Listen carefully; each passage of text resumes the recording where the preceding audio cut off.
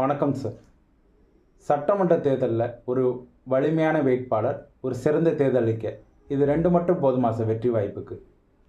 ரெண்டும் மிக மிக முக்கியம். அதுக்கு அடுத்தாப்புல என்னென்னா, இது ஒரு 20 மார்க்கு அப்படின்னு சொன்னால், மீதி 80 மார்க் தொண்டர்களை சார்ந்தது.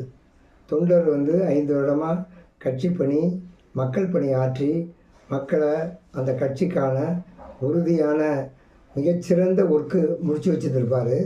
அதுக்கு அடுத்து பூத்து ஏஜெண்ட்டு, அவர்கிட்ட தான் அந்த பூத்தை பற்றிய அனைத்து தரவுகளும் இருக்கும். அவர் ஒர்க் பண்ணியிருப்பார்.